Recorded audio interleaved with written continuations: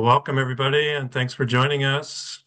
My name is Rich Stephen, and we're joined by John Peterson, Madison, and Rory. We're going to introduce ourselves here in 1 minute, but first I just wanted to go over a little bit about what we're going to talk about through this webinar and training tonight.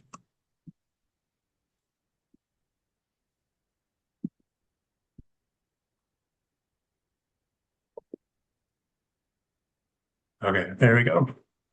So we're going to give our introduction of all the principal investigators. There's 4 of us, and we'll all be doing some training or presenting tonight. I'm going to go first and give some background on the Salamander Survey and Vernal Pool project. And then I'm going to talk a little bit about some of the results from last year's work from our volunteers. And then Madison's going to go over some of the new aspects of the Salamander Survey. We have some exciting new features that are available that should make things easier for all of us, I think. And then we'll do a little Q&A session, maybe take a short break at that juncture. And then we'll come back and talk about some of our most common target amphibians and invertebrate species of vernal pools, and Rory's going to lead us through that. And then Madison's going to go over survey protocols, and John will wrap things up with information on biosecurity and disinfection protocols, and then we'll have one more Q&A session to wrap things up. And I will point out that so a lot of this stuff will be for people that were involved last year. Some of it will be a rehash of what we went over at this training webinar and maybe what you experienced in the field. So we were saying if you wanted to stick around for the first 2 sections, the background and results from 2025, and then what's new for 2026, that would be the most pertinent. And you could stick around for the Q&A session, or you could leave at that point. You don't necessarily have to sit through the last hour or last couple sections again if you're already experienced that. So keep that in mind. You're more than welcome to stick around the whole time if you want, but you could leave at that point too. So, all right. So who are all of our presenters today and our principal investigators? I'm Rich Stephen, as I mentioned. I'll go first. I'm a terrestrial zoologist with the Wisconsin Department of Natural Resources in our Natural Heritage Program, which is our non-game and rare species arm of the DNR. And I've worked for the Wisconsin DNR since 2001. I started as a land manager for the State Natural Areas crew in South Central Wisconsin, doing prescribed burns and land management activities, invasive species control, and then shifted into my current position as a terrestrial vertebrate zoologist in 2006. And as a zoologist, I help to coordinate and perform inventory and monitoring projects across the state focused on rare vertebrate animals.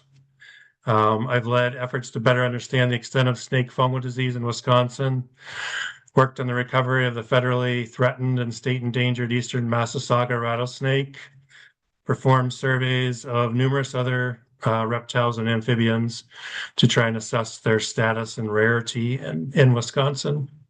And I've performed ephemeral pond surveys for quite a while now, dating back to roughly around 2007. So it's been involved with that aspect for quite a while.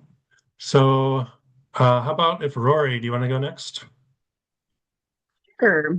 My name is Rory Pulaski. Work in the same program that Rich just mentioned, as well as as well as Madison. And I work as a herpetologist, which some of you probably know what herpetology is, maybe a lot of you, but that's a study of amphibians and reptiles. So I'm a conservation biologist specializing in amphibians and reptiles. I spend about maybe a third of my time actually doing policy work with the endangered species law in Wisconsin, which I really enjoy. But my background and the majority of my job involves amphibians and reptiles. details. I am based in Madison, but I have statewide coverage, so I get to travel all over the state. Sometimes I'm just sitting at my desk, but sometimes I'm in really cool places around the state too. I've been with the DNR since 2004. And in addition to vernal pool, ephemeral pond work, um, Rich had mentioned the Massasauga rattlesnakes. That's one of the primary species that I work on as well. I also work a lot with Blanchard's cricket frogs in the southwestern part of the state, glass lizards, and ornate box turtles. So happy to be here and happy to see all of you here tonight as well. And I will pass it to Madison so we can finish up the DNR contingent here. Thanks, Rory. My name is Madison Wixton. Just like Rich and Rory, I work for the DNR. I'm in the Natural Heritage Conservation Program. I also split my time with the Wildlife Management Program. So I work with these guys. I work mostly with herp species. And then for the other half of my position, I do some work with game species as well, monitoring CWD and deer. I've been working at the DNR for about 3 years now. And before that, I had just finished my master's studying amphibian eDNA. So I've spent a lot of time in ponds, both ephemeral and otherwise. And at the DNR, I do a lot of work coordinating, the Wisconsin Salamander Survey. I also coordinate the mink frog survey. I have some other smaller projects like some smooth green snake research we're doing, and I get to help Rich and Rory with a lot of their projects like the Massasaugas and stuff. So I'll pass it on to John. Hello, I'm John Peterson at University of Wisconsin-Platteville. I'm actually a full professor now, so I've gone all the way. When I first discovered a salamander when I was in the second grade and learned that I could be a herpetologist, that's what I wanted to be. So I just kept going. And my parents were in academia, so they made it easy for me. I I went to Michigan State. I did a research project in my ecology class on a vernal pool. So I think I was destined for this. And then I did grad school at Auburn University on chytrid fungus and a bunch of the physiological responses in frogs to that. Did a postdoc at Washington State, did more stuff with endocrinology and amphibian disease. And now I am here since 2013, and I work with these guys and do surveys for the DNR whenever I can. I've participated in the frog and toad survey for a number of years. We've done research on campus with recording frog calls in the field, studying snake fungal disease here and along the Mississippi.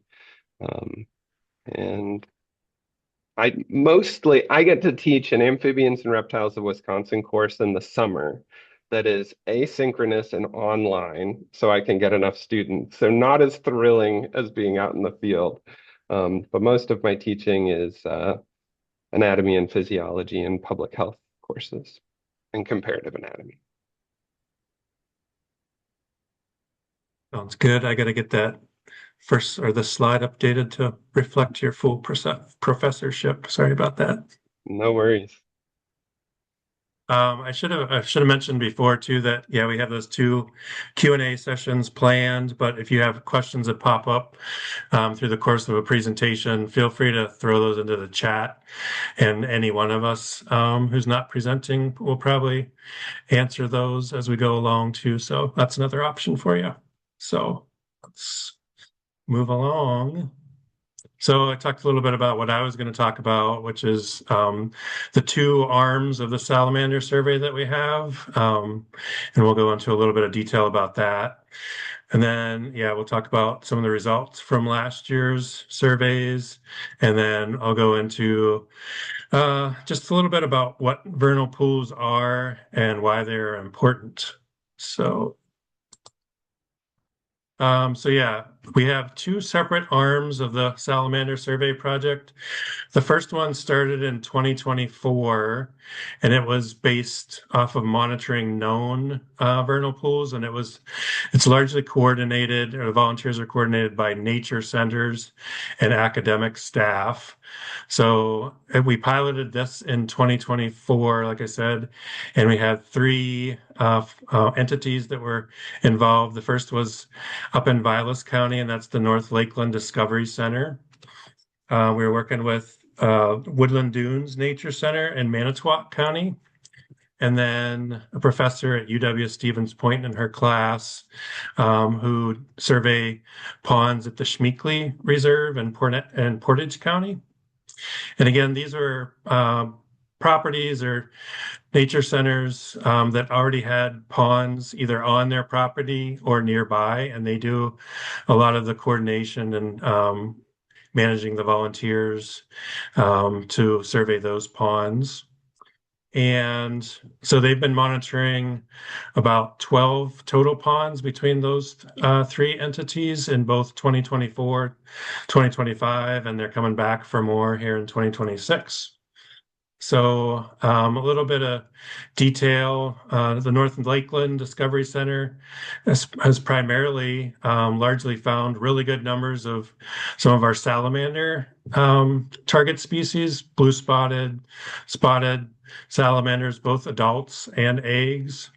And they've also had good numbers of wood frog, eggs, adults, and calling individuals in their ponds. The Woodland Dunes has had really good numbers of wood frogs calling and egg masses, but not a whole lot of salamanders, unfortunately, on their vernal pools. And very few of these 12 ponds that we've been monitoring have fairy shrimp. So we'll talk a little bit about what fairy shrimp are and these other target amphibian species here in a little bit. But that's a little bit of background on some of the results from those properties to this point. And then we're excited because we have three new partners coming online this year in 2026. We're going to be working with Beaver Creek Reserve in Eau Claire County, working with Hunt Hill Nature Center in Washburn County. And then we have a elementary or middle school in Three Lakes School District in Oneida County that's also going to be participating. The second portion of the project is based off of a NASA grant that we just got in 2025. This is a multi-state collaborative. Michigan was the lead state. They wrote the grant and wrote us all in ourselves here in Wisconsin and New York. And it was based off of creating a Midwest vernal pool collaborative. And it's those three states that I mentioned in the dark gray. And then we're also bringing in some of the other lighter gray states around the Great Lakes. So we've had good participation from Illinois, Ohio, Pennsylvania, who have been actively involved. But then we've also expanded to the Northeast part of the country as well, and Vermont and Maine have also joined. So we actually started as a Great Lakes vernal pool collaborative, but now we're calling it the Midwest and Northeast vernal pool collaborative because it's grown already in a short period of time. All those states want to be involved, and we're lucky because Michigan and Maine and Vermont have done a lot of work in the past on vernal pools, so they bring a lot to the table and are very helpful. So a little bit about the grant or that portion of the project. So Michigan Tech is the lead state, and they're working to identify the potential vernal pools through mapping those, and they're using remote sensing techniques to identify these vernal pools. And they do this work, they do the mapping in the winter months, and then give us those pond locations to do ground truthing during the field season in spring and summer. And that's what we'll be planning for here this spring here soon. And their objectives are to determine how effective their remote sensing tools are at identifying or locating these vernal pools, so we can give them feedback on how that's working. So volunteers will go to those known or those locations that they've identified and determine if there's an ephemeral pond present there or not. And if there is a pond there or vernal pool, the next step then would be to do an actual survey of amphibians and invertebrates. So far, or right now, we have two focal areas. The main one that we've been working on so far, we started and piloted in 2025, was in the North Kettle Moraine State Forest. And that's the northern unit of the Kettle Moraine. And we'll be kind of expanding our efforts there in 2026. And that's located in Fond du Lac, Sheboygan, and Washington counties. And then we have one more year in 2027 of a 3-year grant, and we'll be expanding then into the north central part of the state and the Northern Highlands and American Legion State Forest. And those will be located in Vilas, Oneida, and Iron counties. So some of the other grant objectives through this NASA grant are, again, like through the partnership, we'll work to come up with a common definition of what a vernal pool is.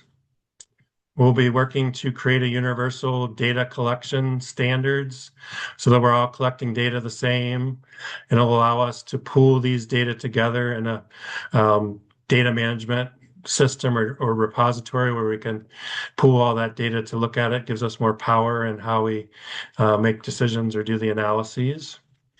And then we can also share training, outreach, volunteer recruitment, and retention resources across this partnership. And they're working to develop a website, which has actually been developed, and Madison will talk more about that, which will then house all of the data collection methods and protocols and make them all more readily available to all of you, the volunteers, and have maps available there. Choose your sites, do your data entry, and share some results on that website as well. So a little bit more about how this portion of the project went in 2025. So again, we talked about Michigan Tech mapped those potential vernal pools, and they generated a list of over 500 potential ponds that could be surveyed last year. We trained over 25 volunteers who did surveys in the North Kettle Moraine State Forest last year. And between those volunteers and us, our staff here, we assessed 86 ponds. And so the numbers that we found were 20% of the vernal pools were actually vernal pools, confirmed as vernal pools. A lot were not, unfortunately. 70 were not considered vernal pools. And then there was about 10% that were uncertain as to whether they were vernal pools or not. And we probably need to do some follow-up in future years to make a better determination. So of the ones that were confirmed as vernal pools, and when we did the salamander surveys or the amphibian surveys, 90% of those had amphibian indicator species, so that was good. Considerable amount less had, only 40% had fairy shrimp, so not as many there. And then if you combine both the amphibian indicators and fairy shrimp, that was 30% of those vernal pools. So one thing to point out is that, yeah, the numbers weren't great last year in terms of how many vernal pools, but Michigan Tech has modified their mapping techniques for this coming year, and they have better leaf-off canopy data and more remote sensing or newer remote sensing information that they can use. So our hope is that this will greatly improve the mapping accuracy for 2026. So we'll talk a little bit more about that in the next part of the training. So we talked about the two arms of the salamander survey and some of the results from last year. Now we're going to shift gears and kind of go back to the start of it a little bit and talk about what exactly vernal pools are and why they're important. So you've probably heard many different names for these unique wetlands. Um, we've called them ephemeral ponds for a long time, but we're starting to shift and go with what some of the other neighboring states use, which is vernal pool, which vernal is just another name for spring pond or spring pool. So people may call these temporary ponds, spring pools, woodland ponds, or woodland pools, fishless ponds, salamander ponds. So just know that all these serve the same purpose, even though they're called something different. And that major purpose is being an ephemeral or an amphibian spring breeding location and an important location for numerous unique invertebrate species. So, regardless of what the name is, they have one common feature that they provide for amphibians and invertebrates. So, what is a vernal pool? They most often occur in an isolated basin with no inflow or outflow or outlet, and they're not connected to any permanent water source or water bodies. Typically, we think of them as shallow, small depressions in a forested setting, and they fill seasonally, usually in the spring or late winter, from snowmelt and rainfall, and then typically dry out by late summer, either annually or at least every couple of years. And as I was mentioning, they harbor an important biological community. So a unique assemblage of invertebrates and amphibians, which we'll talk about in a future presentation here in a little bit with more detail. And then most importantly, these ponds or pools have no fish in them because they're temporary water bodies. They dry up or freeze out in the winter. So this is one of the most important aspects and highlights the value of ephemeral ponds on the landscape for breeding by salamanders, frogs, and invertebrates that utilize these areas. So, oops, sorry.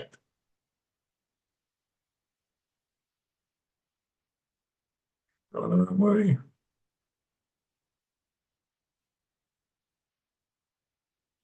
All right. So, origins of vernal pools. So high density of ephemeral ponds or vernal pools occur in glaciated landscapes.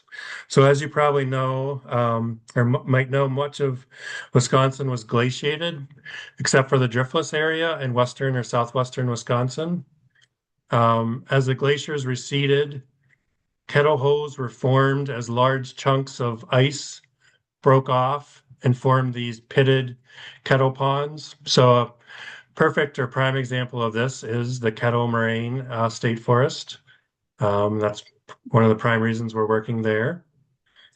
Other examples are not as dramatic and are simple, shallow depressions scraped or scoured by glaciers. In some parts of the state, other parts of the state, largely in the north, sometimes we get these mesic forests where there's heavy or rich, poorly drained soils. An example of that would be clay soils are found, and these soils slow or impede the drainage and allows them to hold water for longer. So those are another type of ephemeral pond that we see. And then lastly, there's these floodplain depressions. So in backwaters of floodplains, they may have been scoured out by floodwaters over time, or where a former stream or river channel may have run. Those also can form ephemeral ponds as well. So Ephemeral ponds primarily occur in a forested setting, as we said. They are heterotrophic, meaning that much of their energy and biomass comes from decaying materials, so detritus. And that's examples of that are such as leaves, other vegetation. So it comes from, this decaying rather than photosynthesis. Trees in this forested setting are very important as they provide the canopy cover over the pond that moderates water temperatures and slows evaporation. The trees also provide leaves that serve as the decaying material and a food source for many invertebrates. And then the trees also slowly soak up the water to draw down the pond later in summer during the growing season, but not too quickly. So we talked a little bit about that hydro period. So the period of time that the pond holds water is what we refer to as the hydro period. And it's a very critical aspect to amphibians and invertebrates. The hydro periods of the ponds can vary from even as short as a couple days to 3 to 6 months or more. And this determines their suitability for amphibians. So pond breeding and salamanders and frogs need roughly 75 to 150 days to complete their metamorphosis. So what that means is to go from eggs laid in the spring, early spring, to larvae that live in the pond, and then till they eventually metamorphose to their terrestrial adult phase when they leave the pond and go to the surrounding uplands. But this can happen too fast in drought years. Maybe if there's invasive species that are taking over a pond, or we fear or have fears of climate change altering this hydrology.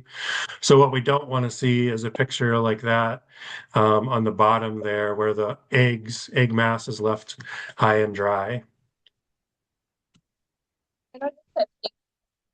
So vernal pools are important because they support numerous important functions.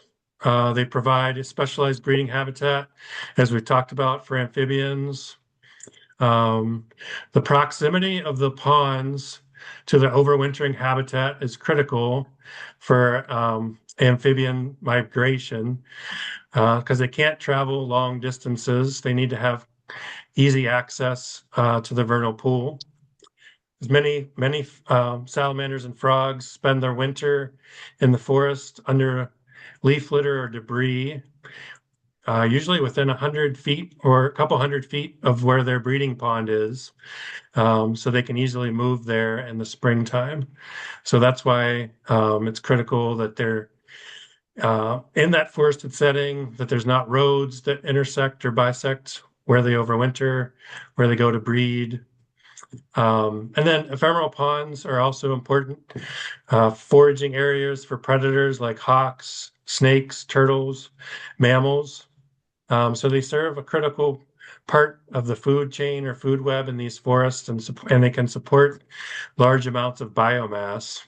And then there are also rare species that breed in the ponds or forage nearby. So in some of these settings, we have the state threatened red-shouldered hawk that live here nearby. We have eastern ribbon snakes, which are state endangered, that are found foraging in these ponds in some cases.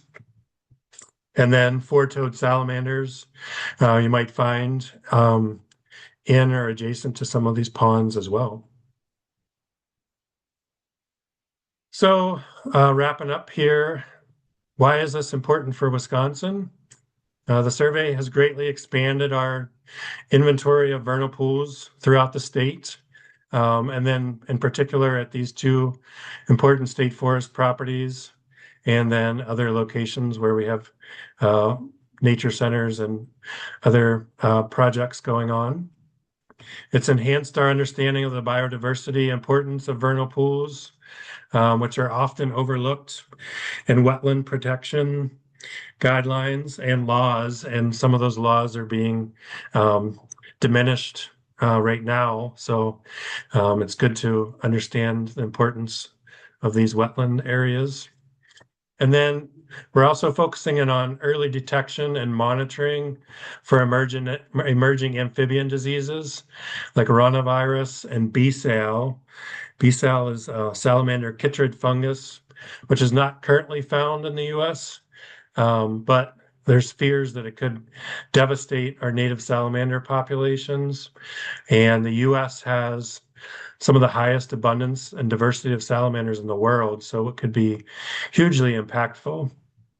And then lastly, helps us develop a regional and or helping to develop a regional and statewide monitoring program for salamanders, which we've never had before, and for vernal pools. So that's all I've got.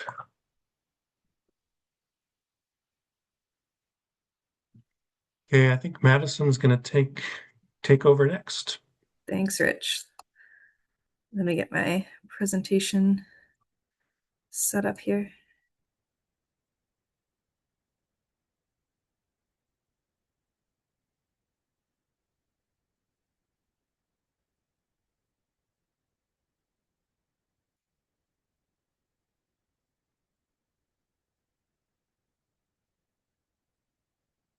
Can you guys see that, the presenter view of the screen? I can see it. Okay. Perfect, thanks. So like Rich mentioned, I'm going to go over some of the exciting updates that we have for this year for the Salamander Survey. We're really thrilled to be able to roll out a few of these things with you guys. So Rich talked a bit about the collaborative that we're a part of, the Northeast Midwest Vernal Pools Collaborative.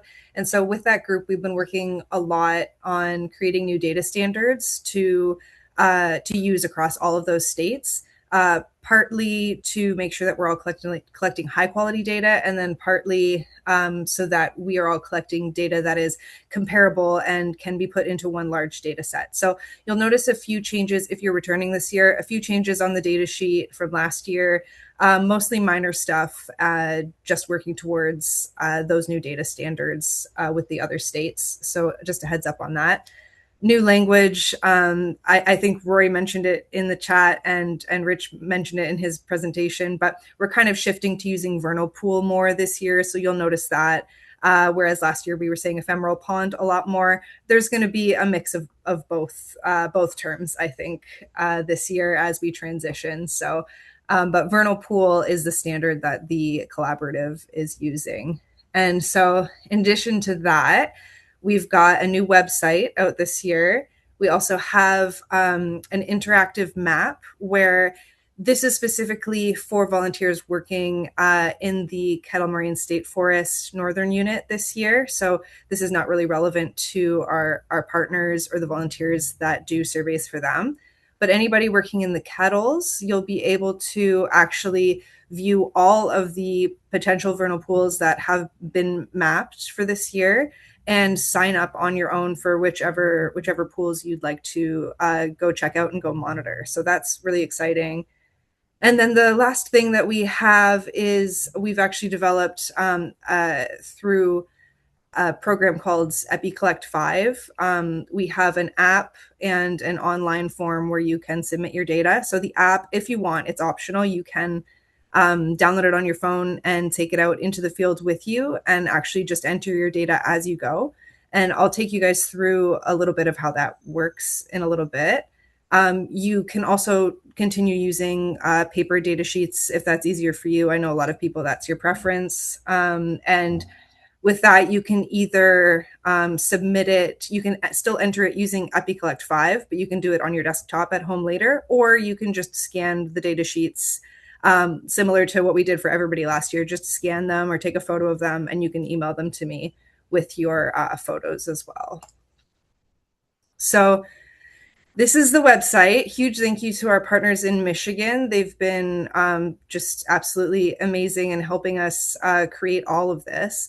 And so I think Rory was going to drop the links in the chat as well if you want to check it out. But so this is the main page of the website for the entire collaborative. And so if you look on the top right-hand corner, you're going to see resources. If you go there, you can scroll down and select Wisconsin. And so that is where we are going to be storing all of our like manuals and other resources that we're going to be sharing with you guys.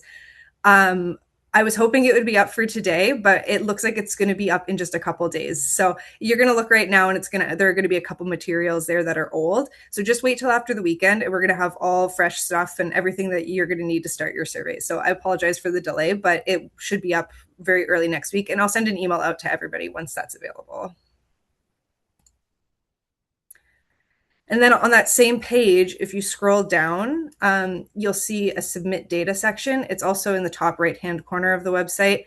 I apologize for the wording here. This is a little misleading. Eventually, we might have this be a place where you can submit data, but right now we're still working out some kinks. So this is actually going to lead you to that mapping application where if you're working in the Kettle Moraine State Forest, you can view and select ponds or potential vernal pools that you would like to survey. So you have to sign up for an account for this. It's super quick. In the monitoring manual, our salamander monitoring manual, that is going to get uploaded to the website hopefully by Monday. I've provided instructions for how to sign up for an account here. It's pretty self-explanatory. You might be able to just go in and do it right now if you'd like. But basically, once you've signed up and selected your state, this is the view that you're going to get. And once I'm done this presentation, I'll take you guys to the website and show you how it all works. But basically, we've got on the left, you're going to see everything automatically ranked by PVP rank or potential vernal pool rank, basically from most likely to be a vernal pool to least likely. And we really want people to survey all of these, types of ponds, all of these ranks, but we also want you to be informed, since last year we had so many people go out and not really find many ponds, and that's really not that fun. So we want you guys to be able to also see salamanders and do full surveys when you're out there. So we want you to be informed, and I would say focus on ponds or potential ponds that are likely or most likely to be vernal pools. And then while you're out there, if you're in the vicinity of a less likely or least likely potential vernal pool, we would also love data from those too. So that's how I'm kind of thinking about doing it. Yeah, we want data from all of these. So hopefully that makes sense. And then on the bottom right, you also have a base map there where you can select different backgrounds. Some of them have trails labeled on them, so that'll help you navigate. And there's also like an aerial satellite image on there. So you can play around with this when you get in there. I think it's really fun, and you can toggle between the maps and get a good sense of the habitat before you actually decide to select a pond. And then something else that I made, and this is, you can take a screenshot of it right now or a photo if you want, if you find this useful. It's also going to be posted on the website by next week.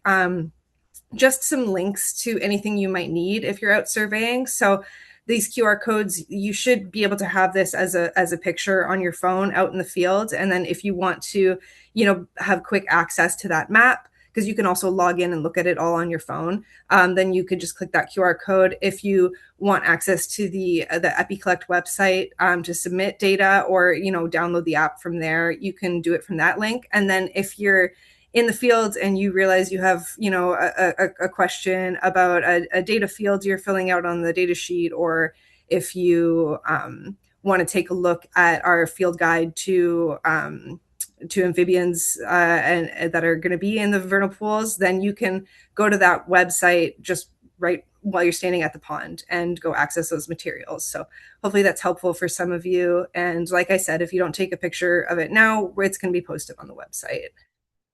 So if you give me a second, I'm going to get out of here and then bring you guys to that mapping website. Oop. Oh, I've done something wacky.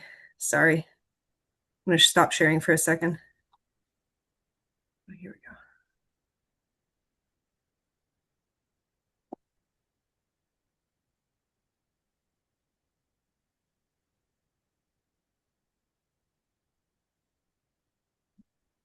Sorry, one sec.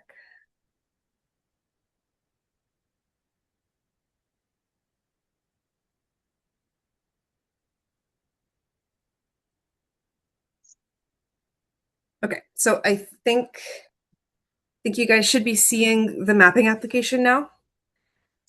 So once you're logged in, once you have an account and you can log in, this is what you'll see.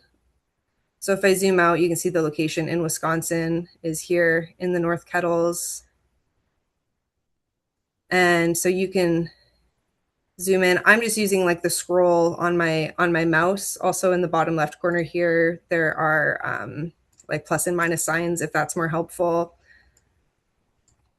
And I'll switch to an aerial view as well.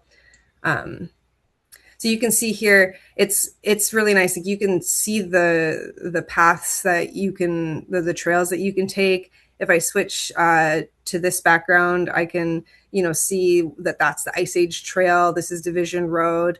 And actually, I'm not sure if it would show me right now because I'm all the way in Madison and my state computer, I might have to give it permission to know my location. But if you're using this on your phone, they've actually added an ability to track your location too. So you'll be a little blue dot on the map on your phone. So you can hopefully use that in the field to help guide you to your ponds.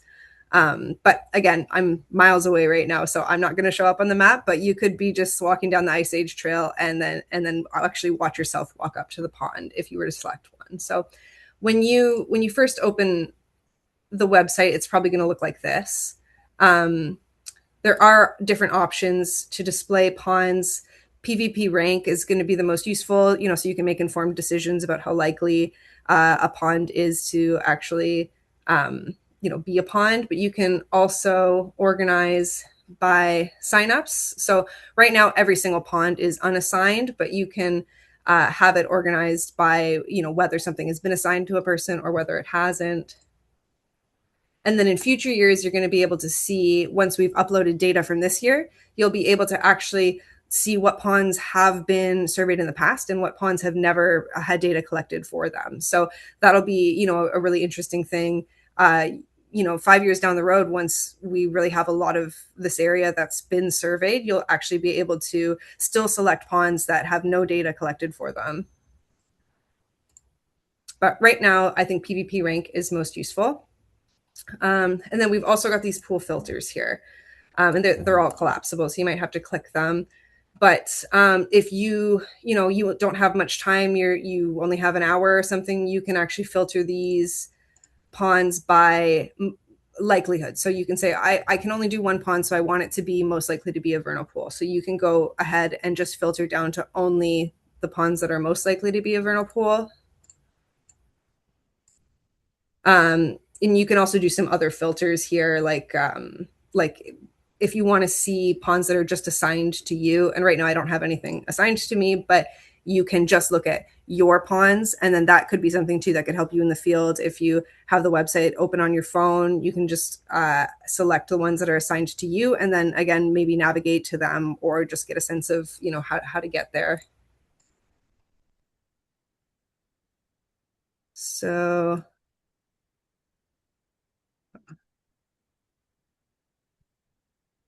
I'll show you how to sign up for a pool. Let's say this one.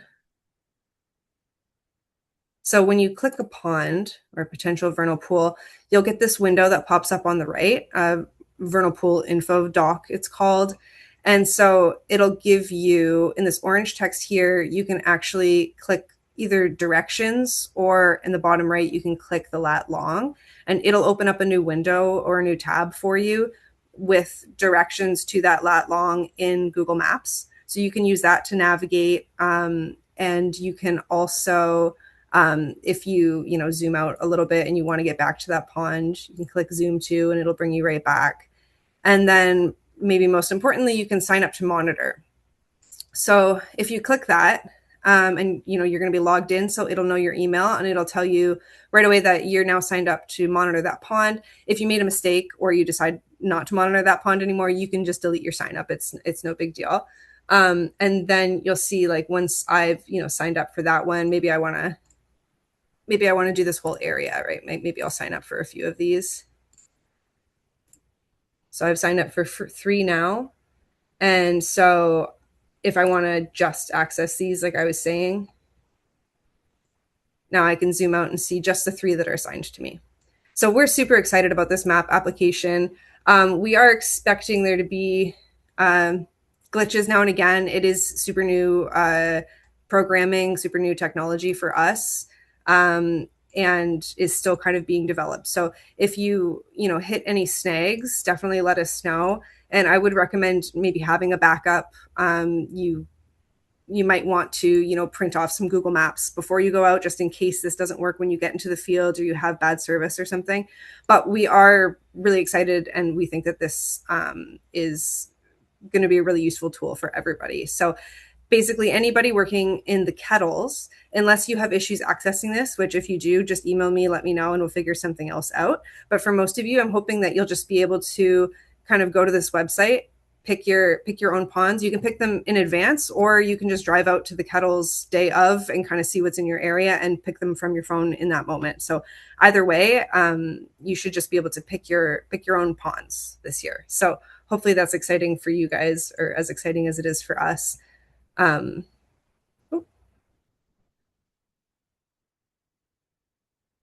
feel like I've gone blurry. I don't know if you guys can still see me. Yeah, you're definitely blurry. I'm blurry. Was I blurry the whole time? No, Okay. just now. Okay. Your witness protection or something. I don't know. I guess my face isn't the most important part, but okay. Not sure what that's about. So the other thing I wanted to show you guys, and hopefully I'm not bogging you down in the details here. I took a screen recording of what my EpiCollect app looks like. So how to fill out an EpiCollect form on your phone while you're in the field. It's just a screen recording with no sound. So I'm just going to talk over it. Can you guys see it?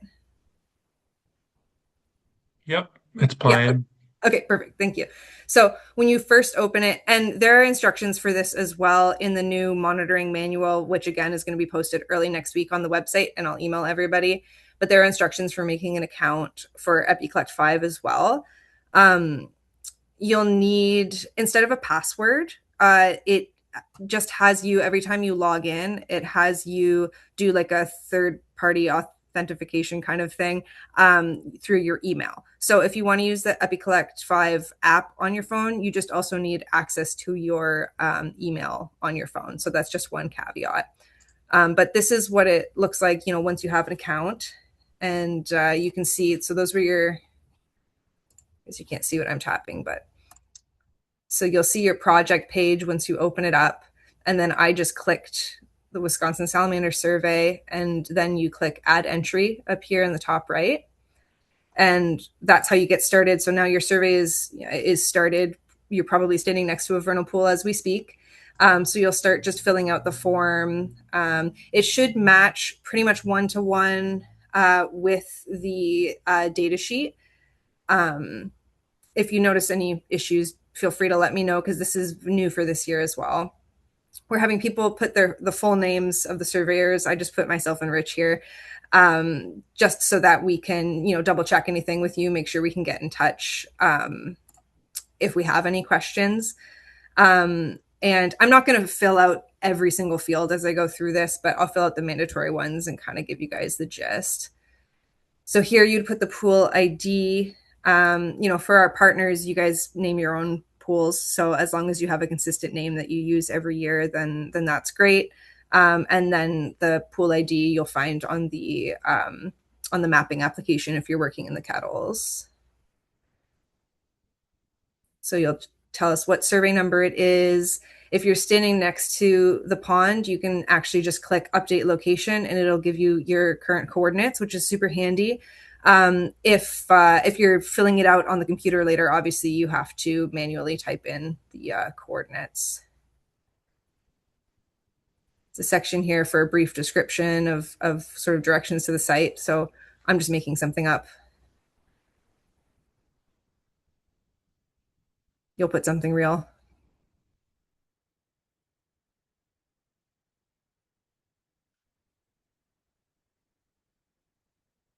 And then, so this is, everybody will fill it out, but it's largely for the surveys in the kettles. So asking, is this a vernal pool? Because you're probably ground truthing, and we really didn't know for sure until you got there. So you'll select yes, no, or unsure for is this a vernal pool. If you're working with a partner and it's a known vernal pool, obviously you know that. Same thing with the remote sensing here. If you're working in the kettles off of that map I just showed you, then you'll select that it was mapped via remote sensing. And otherwise, if you found it on your own, or if you're working with a partner or you are a partner and it was a known vernal pool, you'll select this one. That'll just help us know how to categorize your data when it comes in. And then this year, we're just having you guys let us know if you did attend a training or not. You all did. You're at the webinar. And so this I find really handy. We're changing the way we're doing site photos this year. We're going to have you walk right up to the edge of the vernal pool and then take 4 photos, one facing north and one facing east, and then south and west. So if you are in the app, you almost don't even have to keep track of it for later. You know, you can just go ahead and stand there and take each photo. Or you can, you know, select a photo from your camera roll if you've already taken them as well. If you're doing this from your desktop, then you'll have to upload photos that you took in the field, of course. And so now at this point, any partners, you're just going to conduct a survey. But if you're working in the kettles and you've found something that's not actually a vernal pool, like let's say it's totally dry, or it's just like totally wrong, you know, like it's a large lake, who knows, right? Then you don't have to conduct a survey. You'll just say finish, and it'll bring you right to the end of the form. You'll have the opportunity to add any extra photos if you want and some comments, but that ends the survey pretty much for you. And if you're conducting a survey, then of course you'll hit conduct survey and it'll take you through the rest of the prompts.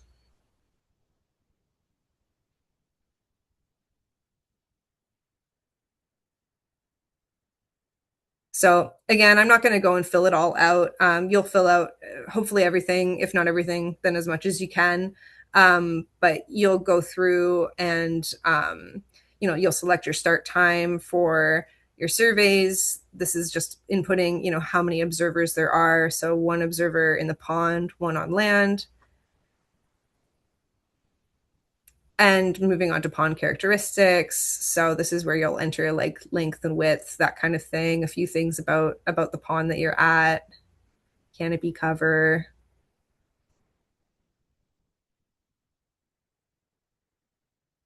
And then you'll let us know if the pool has an inlet or outlet. You know, that's one of the ways we determine if something, you know, truly is a vernal pool.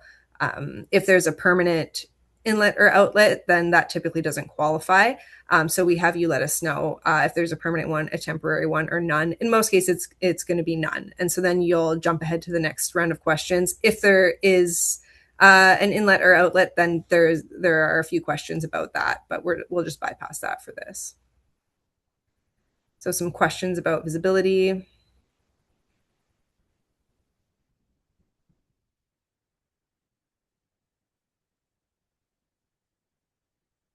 Some questions about habitat.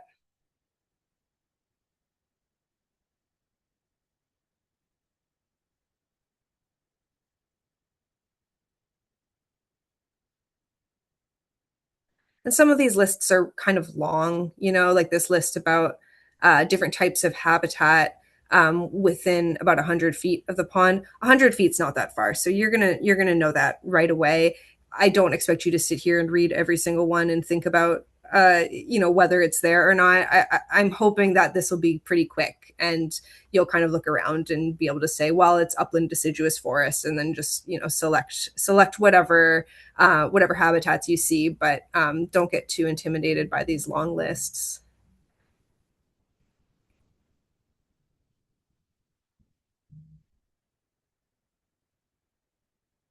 Same kind of thing here for disturbance.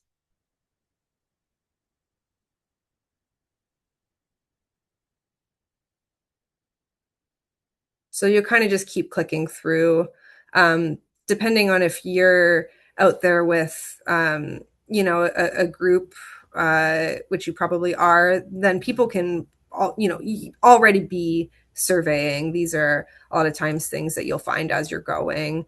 And so this is probably the most important part. It's indicator species. So this is the area where you'll start to give us the information for how many individuals you saw, or if you saw each indicator species. So, starting with fairy shrimp at the top, and then you have the opportunity to take or submit a photo.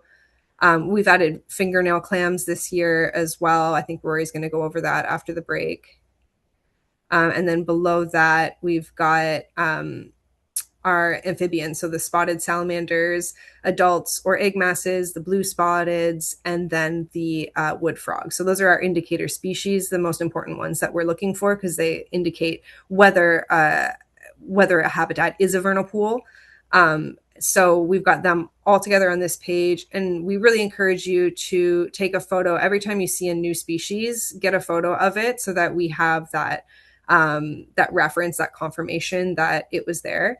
In the case of wood frog, you can submit photos. You can also submit audio. You don't have to submit audio. That's just, if you hear them but you don't see them, you're welcome to do that.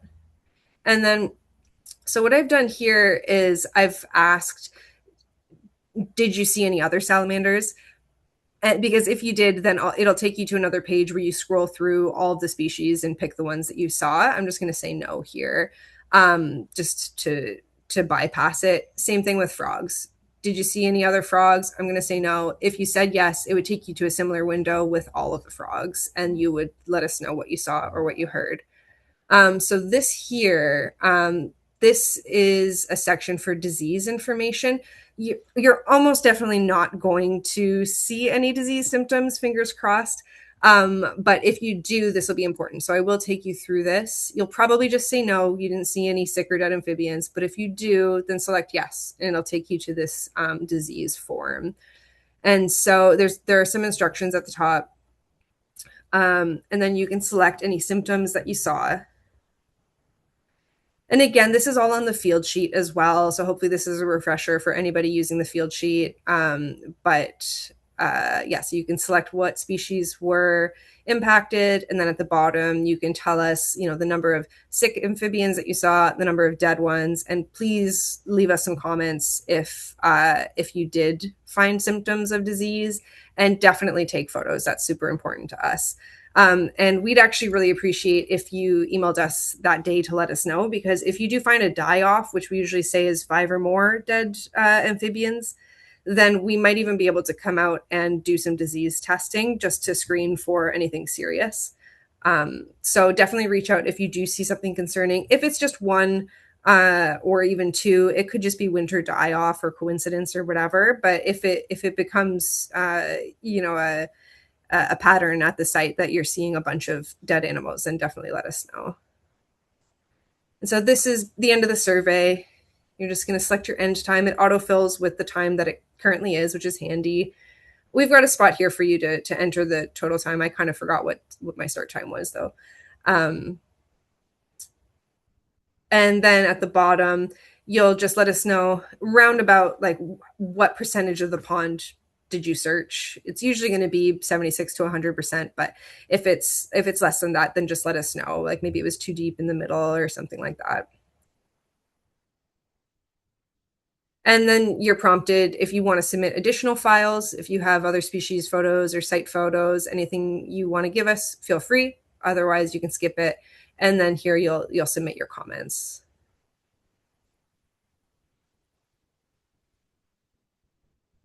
Your comments will be more useful than mine. And then make sure you hit save entry. And so this is going to save it onto your phone, and you'll see it show up just like this. You have to do an extra step to upload the data to us. So here, and if you want to edit anything too, if you realize you've made a mistake or you wanted to go back and add another photo, you can do what I just did, which is click your entry here. That's the survey that I just did. So you can click this and it will do what you just saw, which is it'll let you review all of your data. Sorry, I had to go back.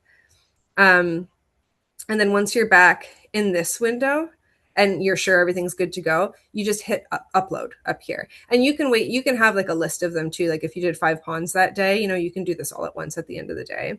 So click upload. You're going to upload your data. I didn't submit any photos because this is just a demo, but you can upload your photos. So you just want to make sure that this step gets done, and then your data entry is done. That's been sent to us. And you're good to go. No other steps needed. Maybe just double check that you've got, this should turn from white to green with a little check mark in it. And then you know that it's all been submitted and you're all done. So hopefully I didn't drag that on too long. Hopefully that was interesting for you guys.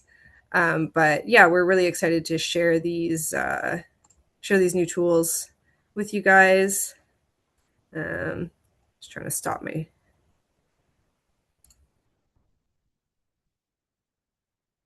I've lost the tool for stopping my screen share, but we can move on to question period while I figure that out. Sorry, guys.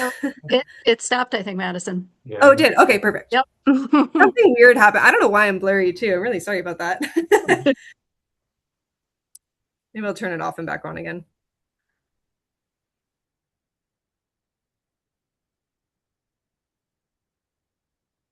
Yeah, so does anybody have any questions about what we've seen so far or what Madison showed us?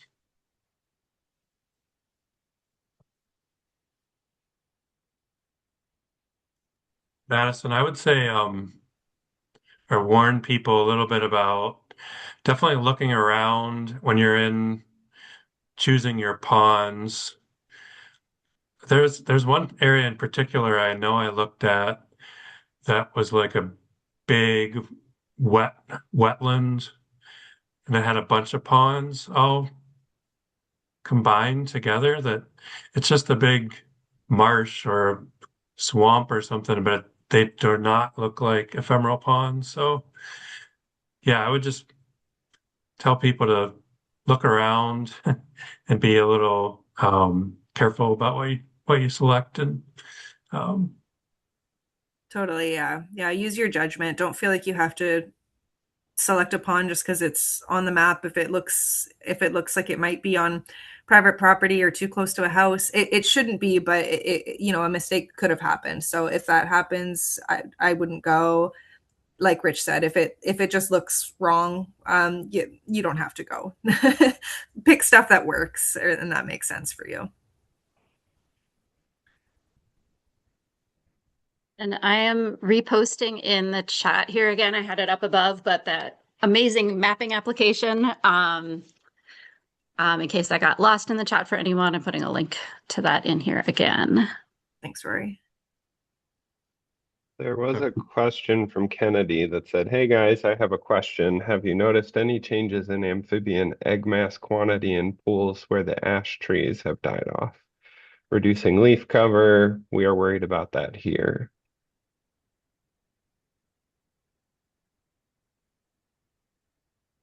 Has anybody Good heard question. anything about that? Well, I was just looking at that. I was just going to say that's a super interesting question. I've thought about the ash trees a bit in terms of, I had mentioned at the beginning that Rich and I work with Massasaugas quite a bit, and we're actually seeing that species needs open habitat, right? So in like floodplain areas where we have ash trees, the dying of the ash trees is actually opening canopy up and creating downed woody habitat. But yeah, I had not thought about that yet from this perspective, because absolutely, if we're losing that canopy cover and losing that leaf cover as well, like you said, in those ponds, that's really going to have a big impact. I know we had, there's one pond I can think of in the North Kettles that we've surveyed a few different times, and there was a blowdown, even maybe a mini tornado or something that went through the area, and like there's a tiny, tiny pond, and about half of the pond has open habitat now because the trees got knocked down, and half of it still has the trees. And so the trees were lost due to another reason, but the trees are gone, and it's really interesting. We'll go there And normally we don't get chorus frogs at vernal pools too often, right? And the half of the pond that has the trees down, it's starting to get more emergent vegetation. It's really open, and we're starting to get chorus frogs calling at a vernal pool. And then the half of the vernal pool that still has the trees, the mature trees, that's where all the poor wood frogs go and lay their eggs. So we've definitely seen a few impacts like that just from trees being removed. So I would imagine it would be similar to that on a larger scale. I don't know if Madison or Rich or John, if you know of any research that's been looking at that yet. It's probably still somewhat new, but yeah, really interesting question. Specifically for ash that I'm aware of, but in northern Wisconsin and throughout parts of the Wisconsin, some of our research and forestry folks did a ephemeral pond study probably a decade or so ago, and they didn't see, and I think personally I've witnessed this too. Like you think about how important the trees are and the canopy cover, but there's areas where there was timber management occurring and a reduction in cover, and you'd go into some of those ponds and there was still lots and lots of salamander and amphibian eggs in there. And I think that their research showed that maybe the canopy cover or timber management didn't play a huge role in um, amphibian abundance and use of those ponds. It's kind of surprising though. There was another question in the chat that said Bartz and Stengel are new this year, and we're wondering on the collaborative website, can multiple people select the same pond? I don't believe so. And I am sorry, it is kind of our first run at this, but my impression is no, I don't think you'll be able to. I think when you click it, it'll still show up, right? You'll be able to see it. But I think if a pond has already been selected, you'll click it and it'll say that it's already been, given to somebody else. You guys could consider sharing an account if you want to go out together and both have access to the same ponds. I hadn't really thought about that, but I don't believe two people with separate email addresses can select the same pond. And we strongly recommend that people work at least in pairs or 2 or 3 people when you go to a pond, have a partner or a couple people with you.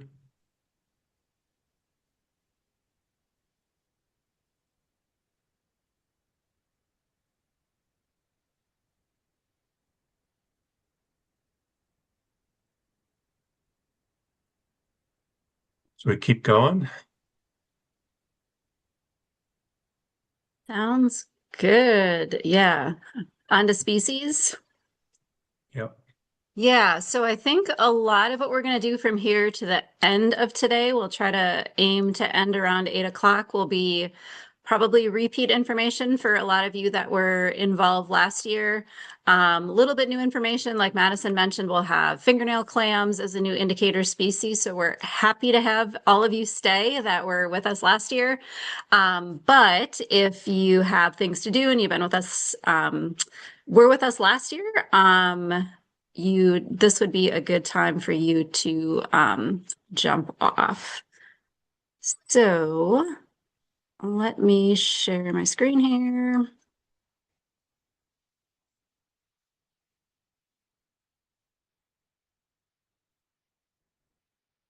Okay, assuming that's good. Tell me if it's not. Okay, I am going to talk through, I think this is a fun, thanks, John. This is a fun piece to do. I love that I got assigned this piece. Talking about the indicator species that we have in vernal pools. And so by indicator species, we mean species that are specifically adapted to vernal pools. And going along with that, they're adapted to wetter upland forests. And then they're also adapted to shorter hydro periods. So these are all species that need water to some degree, and they actually benefit or even require shorter hydro periods. And by hydro period, we mean shorter time that a pond is holding water during the year. There are 5 species in Wisconsin that we typically associate it as being indicator species for vernal pools, and I'll go through each of these. And I know we have quite a bit to get through still after this, so I'll go through a little quickly, but feel free to put questions in the chat. I'm sure any of the rest of these guys can answer the questions. But I'll get started. We'll talk about the wood frog and then the spotted salamander and the blue spotted salamander. So those are our 3 amphibian indicator species. And then we have 2 invertebrate indicator species, the fingernail clam and the infamous fairy shrimp. So the wood frog, so this is kind of a moderate sized frog. A lot of you probably are familiar with, kind of has that classic robber's mask, it's called, dark brown, black stripe through its eyes with a white upper lip. They are found throughout almost all of Wisconsin, except that really southwestern little portion of the state. And they are abundant, actually require wooded habitats. They're one of the first frogs to call in the spring. It's usually kind of a contest between wood frogs, spring peepers, chorus frogs, and leopard frogs. Those are the 4 that usually I'll start calling first. The wood frog has a lifespan of about 3 to 5 years.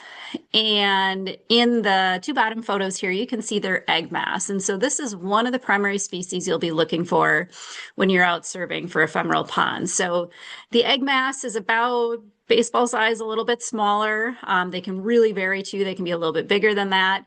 They're really kind of cool looking egg masses. If you pick them up out of the water, and we don't recommend handling things any more than you absolutely need to. And we'll go over at the end, I think, some requirements on making sure you don't have sunscreen or DEET or anything on your hands if you're doing this. But if you were to pick up the egg mass out of the water, it would hold its shape pretty well. But you can see in this photo, you can still see those individual eggs in that egg mass. There's probably several hundred here. You can kind of see those, or you can kind of make those out. They each have their own little egg sac there. And so a lot of times the wood frogs are really known for kind of communal or congregating to lay their eggs. And so that's what you're seeing on the right picture here. The females usually lay all their eggs in one location. So what you're seeing there is not eggs from one individual. It's one egg mass laid by one individual. The females just all happen to lay in the same location. And almost always that is on the northern side of the pond, could be northeast, could be northwest, but they seem to always pick that location. We're assuming that has to do with the sunlight. These species are cold-blooded, so the more sun they get, the warmer the eggs are, the quicker they're going to develop. And eggs are most vulnerable, or the individuals are most vulnerable when they're in their egg form. So the quicker they can turn into tadpoles and metamorphose and start being able to move and flee from predators, the better. The wood frog overwinters in a variety of different places, but usually pretty close to the surface in the uplands. So it could be shallow burrows, could be under leaf litter, under logs. And one of the really cool things about this species is that they can freeze solid in the winter. So they have a natural glucose-based type of antifreeze in their body that allows their cells to freeze without breaking. If any of us had parts of our skin that froze, we would get frostbite. But they're able to do that. Their heart often can stop beating, they stop breathing, and in the spring they thaw out and hop away and go on with their life. So there's some pretty amazing YouTube videos out there, time lapse, showing wood frogs thawing out. Literally they look like icicles or have icicles, crystals on them, and they thaw out and hop away. So if you haven't seen that before, I would recommend taking a look. It is pretty cool. The next amphibian indicator species is the spotted salamander. And this salamander is found in kind of the northern half of the state. If you've heard anyone talk about the tension zone in Wisconsin or the driftless area, these species are found not in the driftless area, but north of the tension zone where a lot of the much more forested habitats are. The spotted salamanders, the adults, after they're in the uplands, they'll go to the pond, similar to the wood frog too. They'll go to the pond, breed, and then they'll typically leave the water and spend all summer and all winter in the uplands. So they're just using that pond for a very short period of time each year.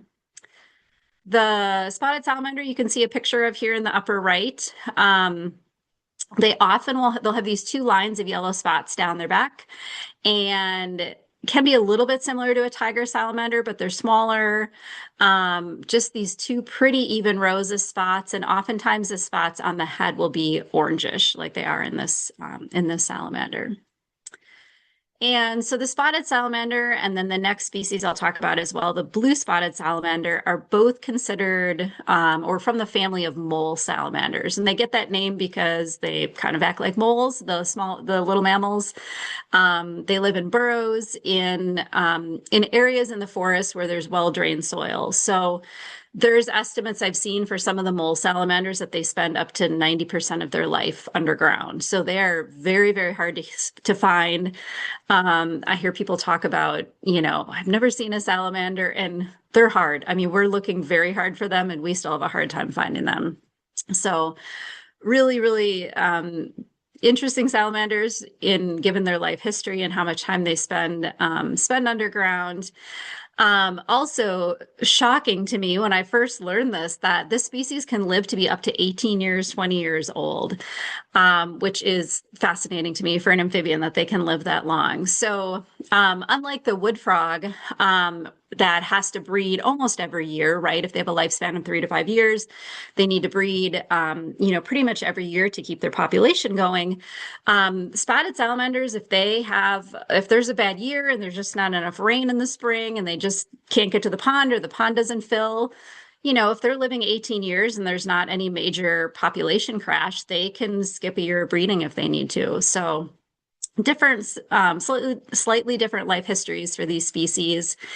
And the bottom two pictures show egg masses. So these look a little bit at a quick glance like the wood frog that we just looked at. So I'll go back to the wood frog. You can see that egg mass. You can see each of those individual eggs. Like it almost looks, I would never do this, but like you could pick out like one of those little eggs, right? But the spotted salamander here, it's all contained into one kind of gelatinous mass. It stays together much better than the wood frog. If you were to pick it up and hold it, you can see we're doing that here.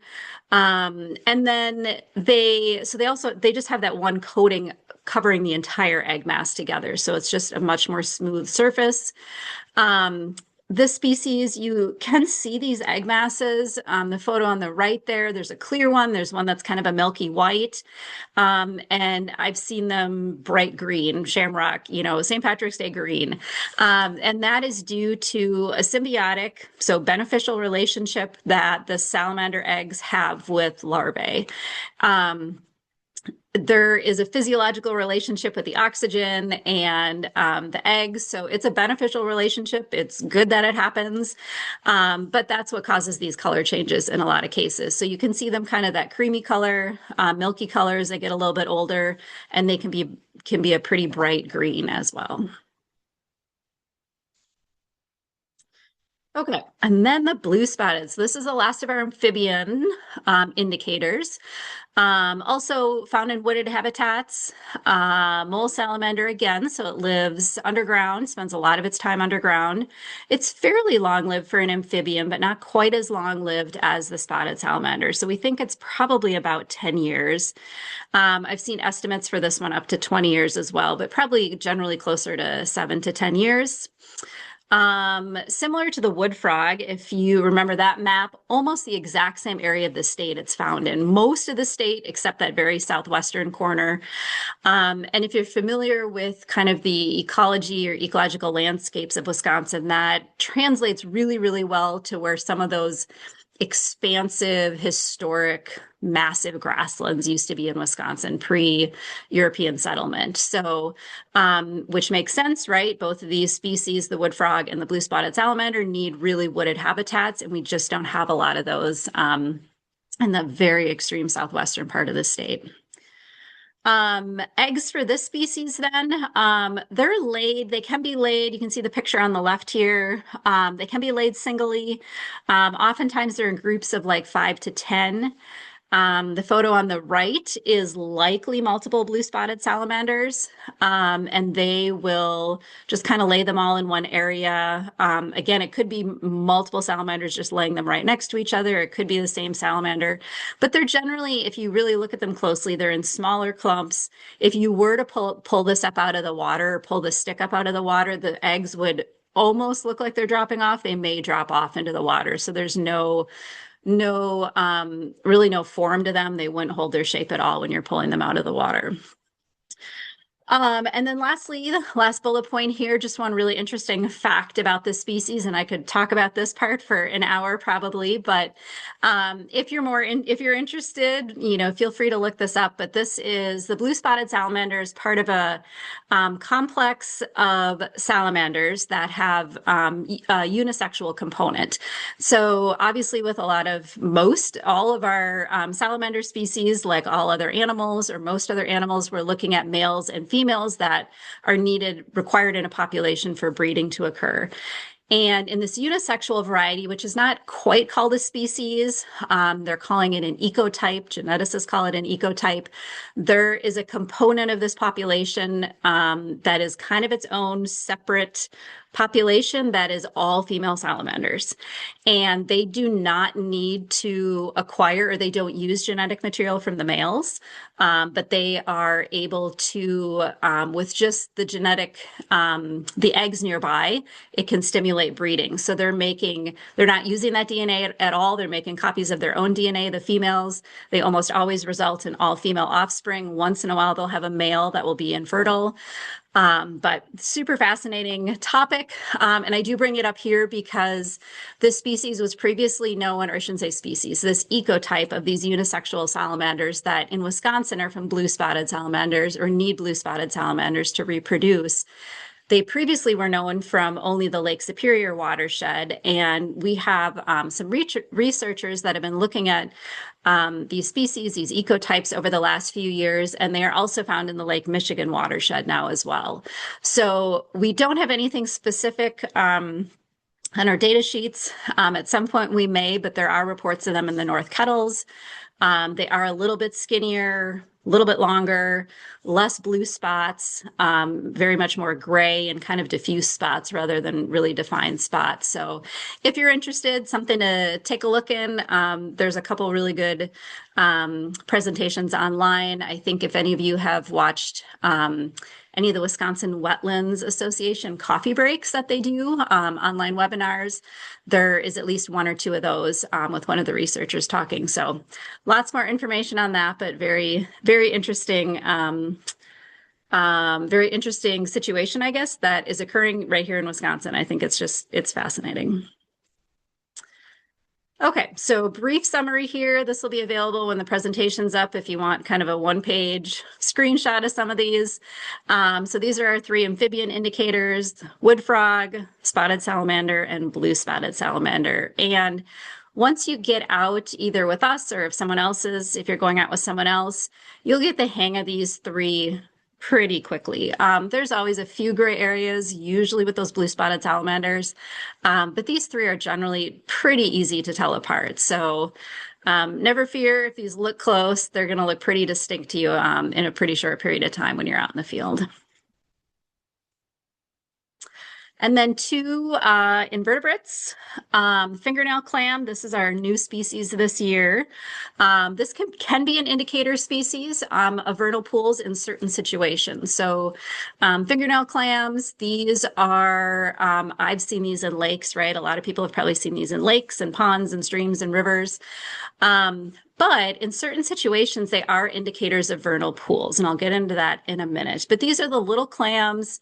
probably typically like a quarter of an inch. They can get to be a half an inch. And they can actually survive out of water for over a year. And if they're in a situation like a dried out vernal pool, they can actually dig themselves at least 6 inches into the soil to stay wet. So we're starting to add this. Madison had mentioned some of our other partners in other states. A lot of our other partners, or all of them now, are adding this in as an indicator. So if you just see a pond and there's fingernail clams, it doesn't necessarily mean that's a vernal pool. But if you do get to an area that's a depression, it's kind of dry, you're wondering if maybe there could have been water there at some point, and you look in the leaf litter or even buried a few inches into the soil, and you find clam shells, especially if they're still alive, that is a really good indication that that is a vernal pool, because fingernail clams have really strong, interesting ability to survive, unlike other species of mussels and clams. Then finally, fairy shrimp. So this is our last indicator species, second invertebrate indicator of vernal pools. These are up to about a half an inch in size. That's probably being pretty generous. Most of them are closer to a quarter of an inch. They complete their life cycle in early spring. Typically when the water is about 60 degrees Fahrenheit or less, and they prefer really short or fairly short hydro periods, or periods when there's water in the pond. And the reason for this is that their eggs are resistant to desiccation. When the ponds fill up in the winter and into the spring, the eggs from the previous year will hatch. They'll turn into the adult form here.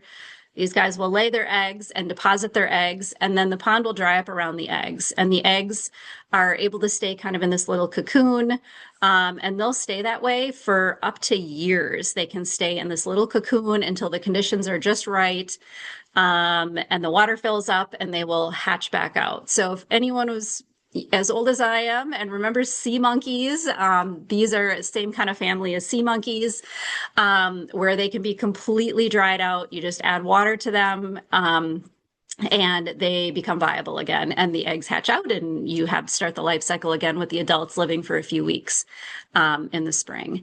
And there's even some species or some evidence that desiccation or freezing may be required for some of these species to hatch. So definitely one of the main indicator species of vernal pools.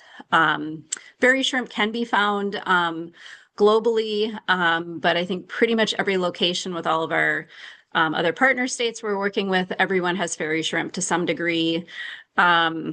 Madison or John or Rich can correct me, but I believe there's not a lot of fairy shrimp research being done in Wisconsin, but I believe we think we have about 5 to 10 species in Wisconsin, at least, that could utilize vernal pools. So very interesting part of vernal pools. Thanks, Madison. So yeah, about 5 to 10.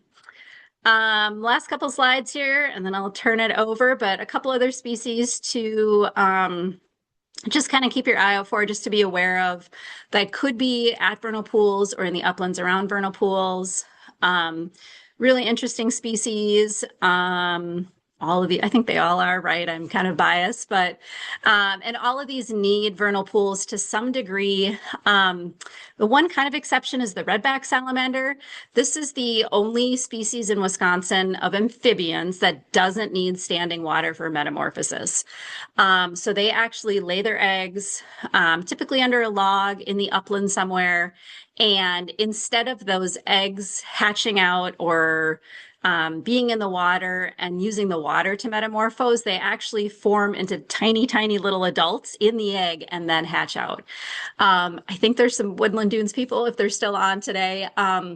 We were out surveying with them a couple years ago, and they showed us a video they had of some of these eggs, and they were so close to hatching, clear egg, and you could see the teeny little guys moving around inside. So I think it was posted on their Facebook page a few years ago. So pretty cool. Check that out. The Woodland Dunes page. But yeah, very interesting. The only amphibian then that does not need the water, but we do routinely find this species in the North Kettles near vernal pools. So they still definitely need that wet, moist upland habitat. And then lastly, this was our guide from last year, so we'll be adding fingernail clam to this, but this will be available for everyone online, just kind of a cheat sheet for these main species that I talked about, and then some of the other ones that are possible for you to find. So I will stop talking. I could talk about that for hours, but I will turn it over. I think, Madison, are you up next? I believe so.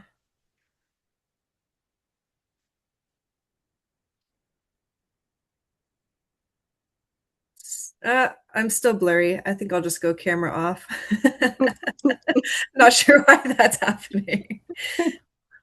I'm getting a new work computer next week, actually, so.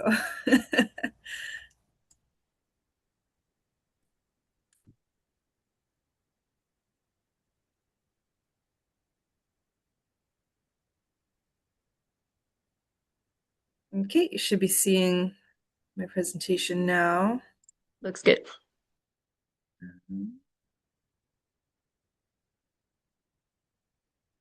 Cool. So I'm just going to be going over our survey protocol. I'll be going over the field sheet as well a little bit, although some of that is going to be very similar to what we went through with the EpiCollect form. So you'll see some parallels there.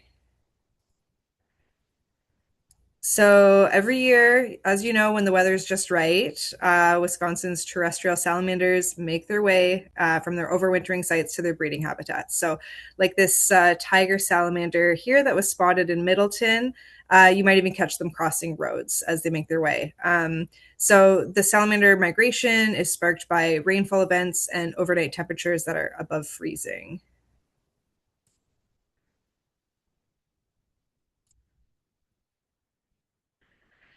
And so, depending on where you live in the state, the salamander migration will typically occur in March or April. Southern areas will see amphibian activity earlier than more northern areas. So, down here in Madison, we've been seeing activity for a few weeks now. Up in the Kettles, I'm sure it's getting started by now. And then, if you're a little further north, it's forthcoming pretty soon. So wood frogs, I think this has been mentioned, but wood frogs, along with blue-spotted salamanders, are some of the first amphibians to arrive at vernal pools in the spring. So since they become active around the same time, we use wood frog calls as a signal for the beginning of vernal pool breeding season.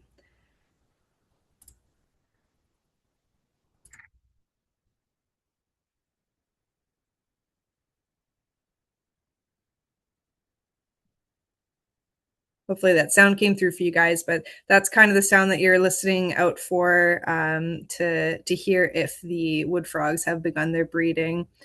So before I get into the survey protocol, I'm just going to quickly touch on the two different categories of volunteers. Again, Rich went through this already, but basically you might either be a partner or working with a partner where you are surveying a known vernal pool that they probably have on their property and have known for years.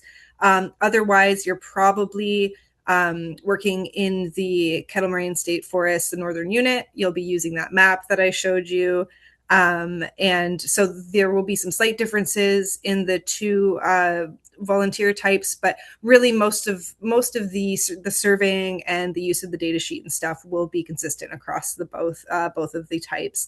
There are a couple of you too that are a little bit in between this. So you're not really working with a partner, you're working with the DNR on some of our vernal pools that are already known. So I guess we're our own partner in that in that scenario. But that's just a couple of you. I think everybody else will be working in the kettles.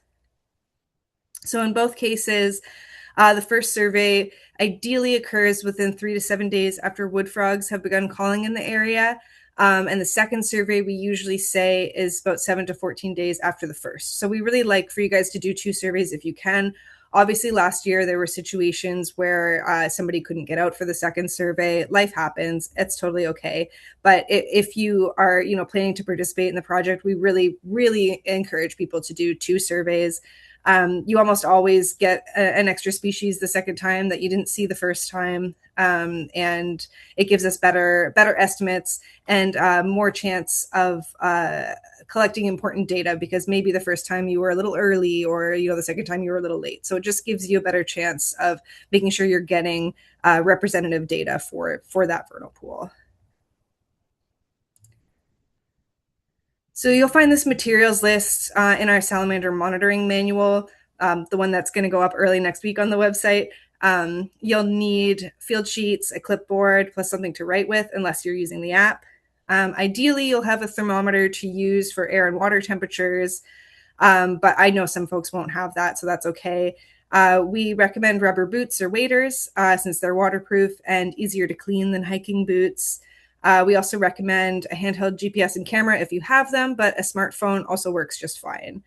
And finally, we really recommend wearing polarized sunglasses. They allow you to see salamanders and egg masses under the water without glare. But there is a section on the data sheet where you can tell us if you wore them, and if not, you can still complete a survey if you didn't wear them. It just goes towards it gives us an idea of like the likelihood that a few egg masses were missed, right, if you didn't have the sunglasses on. But it's either way you can conduct a survey, but we really encourage you to wear polarized sunglasses. So before you start searching the area, you'll stand at the edge of the pond and take those 4 photos of the site that I mentioned earlier. So one facing each of the cardinal directions, north, south, east, and west.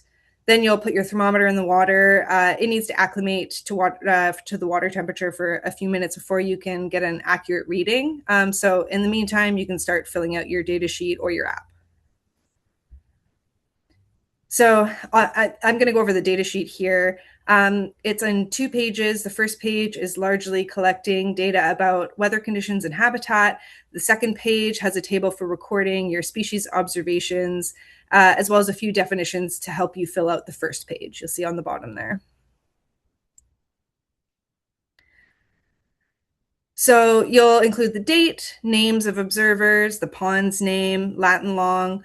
You can find the Latin long using, a mapping app, using a handheld GPS unit, or by reporting the coordinates that were provided to you for the pond. So indicate what survey number this is, so your first one, your second one, or, if you've done even more. This is more relevant for folks doing ground truthing in the kettles, but at this point, we ask you to state whether it is a vernal pool or not. You should also select how the pool was identified. So I think I went over this with the EpiCollect form, but let us know if it was mapped via remote sensing, if you're in the North Kettles, or if it was found by a person. And that just helps us organize your data when it comes in. Then to determine the sky and wind codes, there's a table on the back that you can use. So just select whatever code seems to match the weather that you're experiencing most. So if it's partly cloudy or variable, then you'll just transfer that one into the sky code section on the front of the page. So we've also immediately got a reminder there to take your 4 site photos facing each direction.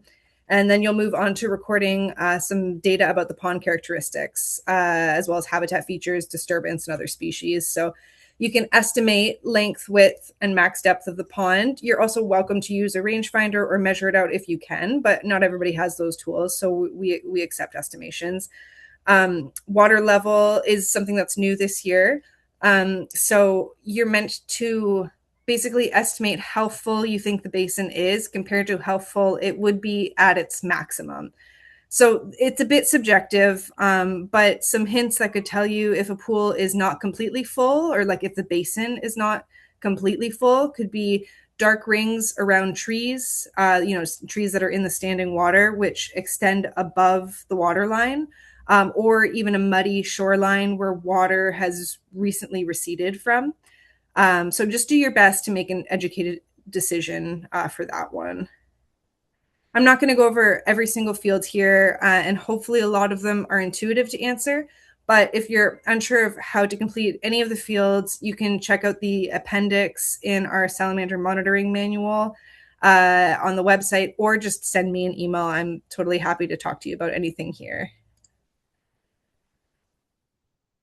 And so going back to the top, the highlighted portions here are for you to record once you start actually searching for amphibians. So some of this can be done simultaneously as you fill out the other data sections, depending on how many surveyors you have with you. So you'll put down your start time as you begin. So volunteers will focus their monitoring efforts on egg mass surveys because that gives us an abundance estimate for the species at the vernal pool. So we recommend planning to spend about 1 hour at each pond. You could end up at a vernal pool that's very small and takes you 20 minutes, and you could end up at a huge one that's more than an hour, but on average, you're probably looking at an hour or less. So just so you can plan your day, that's what we recommend planning for. So one volunteer will walk, assuming you have a team of 2, and you may have more people, but if it's 2 people, then you'll have one volunteer walk inside the pond, making egg mass observations, and then a second volunteer walking in the terrestrial area around the edge of the pond, taking notes and searching cover objects for adult amphibians. So minimize habitat disturbance in the water by watching your step, and not walking in an area more than you have to. We want to be sensitive to these habitats and make sure that we're upholding our conservation values as we are moving through them. So, for example, if you do have 2 people surveying inside a pond, you could have them survey different areas so they're not overlapping over the same area repeatedly. Or just minimize and only have one person in the pond and, the rest of the people on shore, that kind of thing. So in the pond, you'll walk concentric circles around the pond, starting at the edge and then finishing in the center, or as deep as you're comfortable going or able to go. If you have waders, this might be about waist depth at a deep pond, but if you're in boots, then just go as deep as you can. Search the pond for egg masses and individual eggs, and note the species, how many eggs or egg masses there are, and pay attention to where they occur. Like, are they on branches? Are you seeing vegetation? That kind of thing. Try to take photos of every new species that you encounter. This is super important for us for documentation. And relay information to the terrestrial surveyor so they can record data as you guys go. And in the pond, you'll also keep an eye out for adult amphibians too, and listen for frog calls. So for some species, like the spotted salamander and the wood frog, egg masses contain many, many eggs, like Rory was showing you, often laid in such high abundance that it would be impossible to make an estimate of the number of individual eggs by eye. So for those species, we ask that you estimate the number of egg masses rather than individual eggs. And even then, with a huge area just filled with egg masses like this, that can be difficult. This is definitely over 100 egg masses, so you may end up doing an estimate either way. But for those species, you're going to count egg masses rather than individual eggs. And so for species that lay their eggs individually or in smaller masses, which the blue spotted salamander can do both, you can count the number of individual eggs, or at least get pretty close. So like for the photo on the right, I would write down about 17 eggs, since I can confidently make out how many there are there. And that's how you're going to fill out your data sheet. So your data sheet's designed to try and keep this process straightforward. In the species observation table, there's one column for egg mass. So that is the one on the left here for the tally, and then one on the right for individual egg tally. And so for each species, you'll only fill out one of these columns as you do your tallies. And you can see that we've darkened out the cell that you are not supposed to fill out, just to keep that kind of straight for you in your head. So for example, blue spotted salamander, I would use the individual egg tally column to keep track of how many eggs I saw during the survey. So some people do, ticks to keep a tally. Some people will do, 10 plus 5, whatever. Either way, that's just for you to keep track. So then at the end, you would tally them up. And then you'd also indicate, if there's a section here for your fairy shrimp and for your fingernail clams now, it's new this year. So you'll indicate there yes or no, whether you saw them or whether you didn't. So the terrestrial surveyor will have a bit of a different survey pattern. They'll just meander around the terrestrial habitat surrounding the pond up to about 20 feet from the pond's edge. They'll record all the amphibians that they see and hear, and again, take photos of any new species that they encounter. Doesn't have to be every single individual, of course, but if it's your first time seeing a spotted salamander at that site, get a photo of it so that we can have that on record that you found it. And we recommend that the terrestrial surveyor also record the data for the whole team so that the person in the pond doesn't actually accidentally drop a data sheet into the water. So as you go, you'll gently lift logs, rocks, bark, and other cover to search for salamanders and frogs. Always put the cover objects back exactly where you found them. They provide microhabitats for amphibians and other animals that can take many years to form and to mature. So moving cover even a few feet could destroy really critical habitat for these animals. And of course, be careful not to squish anybody when you put the cover back. So back to the field sheet, you'll tally the number of adults that you saw at the end of the survey, and then provide that total. We also have a column for frog calls in and right around the pond. So you can use there is a list of calling code descriptions on the back of the page. So it'll be right below this table. So you can use that to determine what the calling code is that you're hearing. If you are hearing a species call, basically, if you can count the number of individual calls and there's silence between calls, you can consider that a call index of 1. That's on the lower end. And then if you hear a species of frog calling and it's a full chorus with continuous overlap, you would record that as a 3. And then, so the last 2 columns only need to be filled out if you observed any evidence of sick or dead animals, similar to what I was showing you on the EpiCollect form. It's unlikely, but if you do find a sick animal, you should circle the symptoms you observed, indicate how many animals you found dead, and of course, take lots of photos, make lots of notes, because that hopefully it's nothing, but it could be something very serious. So we definitely want to hear about that. I put Rich's email here, but if you do find something very concerning, like a potential die-off, 5 or more sick or dead individuals, then please let us know right away, because if we're able to get out there and do some sampling, then we would like to do that. So finally, once the survey is over, you'll return to the front of the data sheet to record the last little bit of necessary information. So, you had already recorded your start time. Now you'll do your end time and make sure that you've also recorded the number of observers that were working in each habitat type. Most of the time we see people have a start time and an end time that are identical for the pond survey and the land survey, but there can be situations where the pond is super small, but the area outside of it is super filled with logs and rocks to flip. So you might spend more time on one survey than another, and that's totally fine. We just want to kind of capture that. And then at the end of the survey, we also have you tell us what percentage approximately of the pond you think you surveyed, just so we can get an idea of how much of that habitat was searched. If it's 76 to 100%, then that's great. And if it's lower than that, it's still great, but just let us know what happened. Maybe the middle was too deep or you weren't able to access some of it. That's totally fine. We just want to keep track of that. And so that marks the end of your survey. The last thing you'll do is clean and sanitize your field gear, which John is going to take you through in his next presentation. And of course, we've mentioned all these resources already, but there are going to be more resources up on the website very soon. I'm really excited to send that email out to you guys so everybody can get started. And yeah, I think that's the end of what I have for my presentation.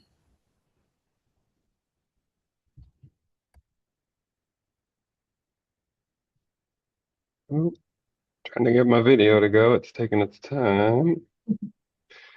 All right. In interest of time, because I want to be respectful for y'all's time, um, I think we should probably address some questions because all the decontamination information is in the training manual. So maybe let's address some questions now.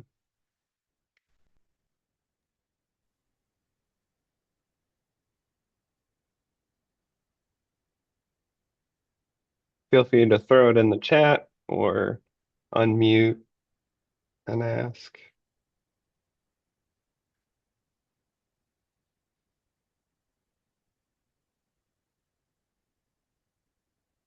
Any concerns about the ability to perform the surveys that Madison walked us through?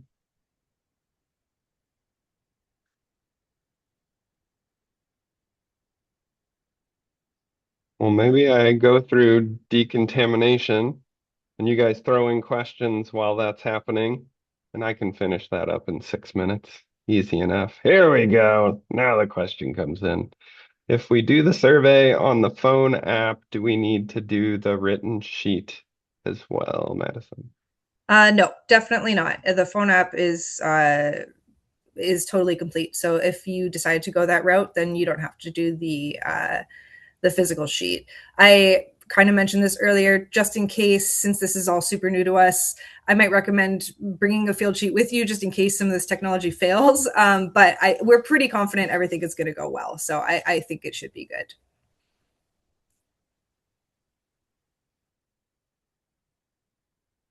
Any other questions folks have?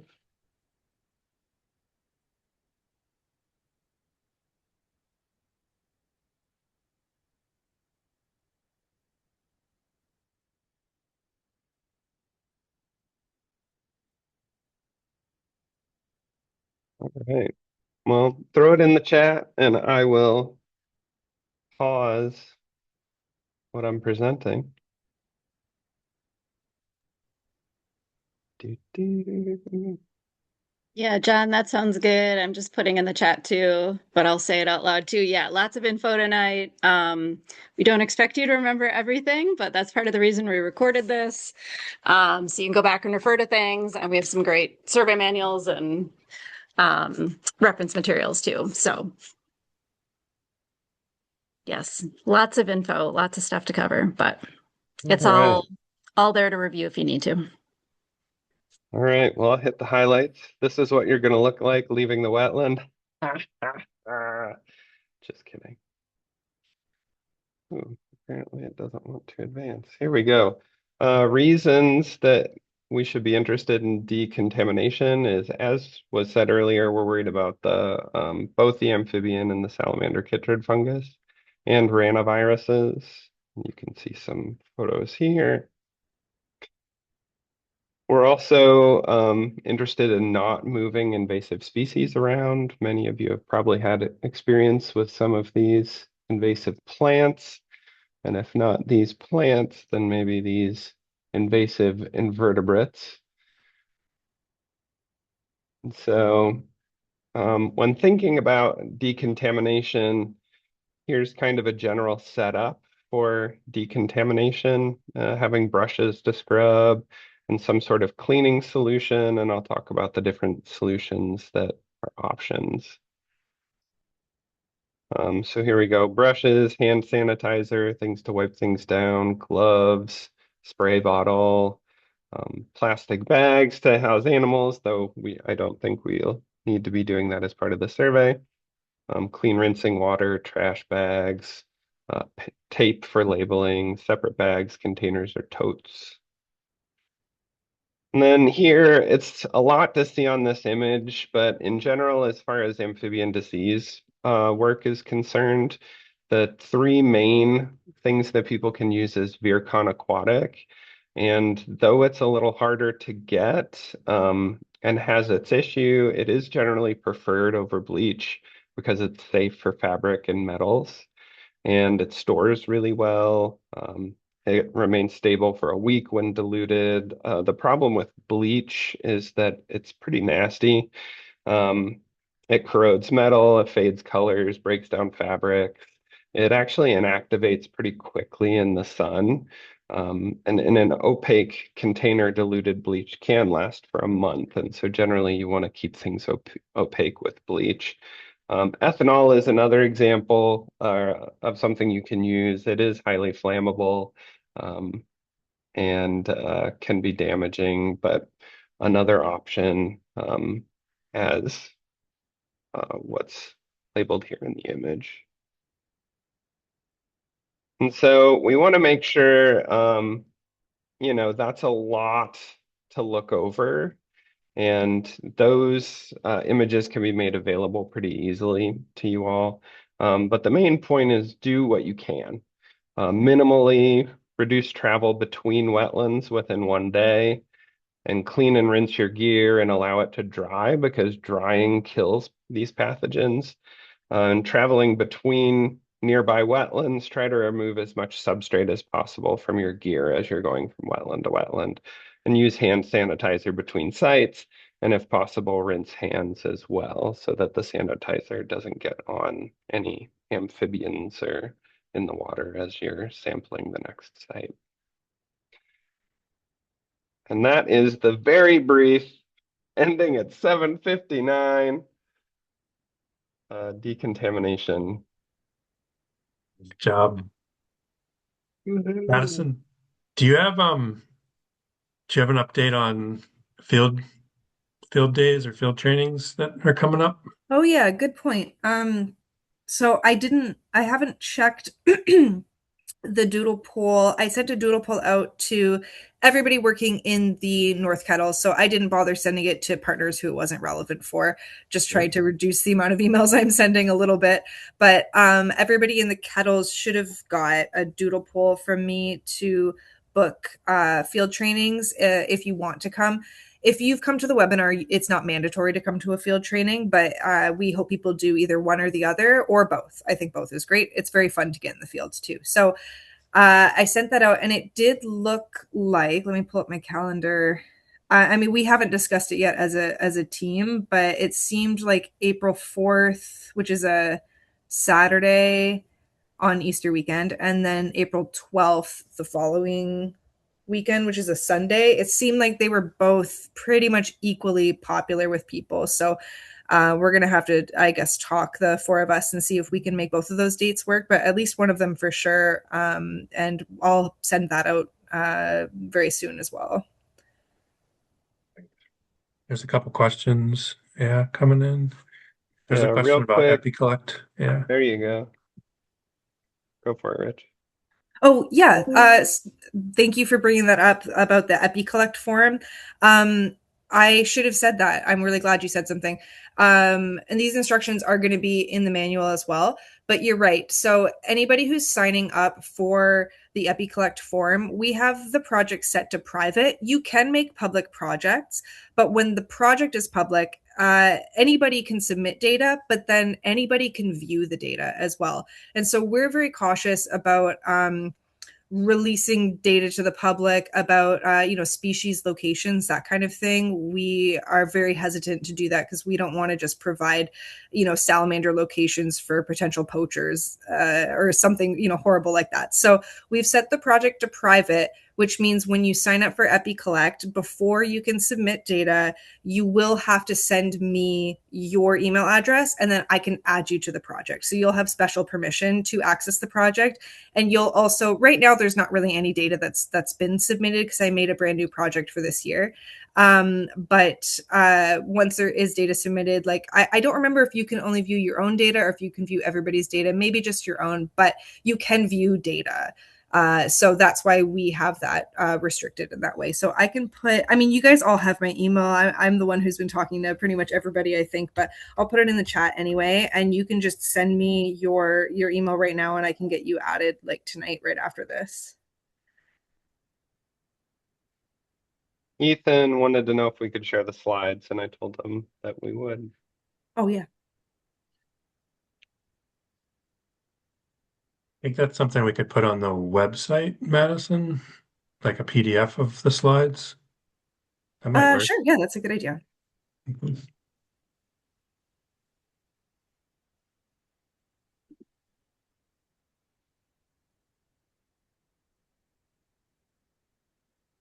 Thanks so much, everybody, for joining us tonight.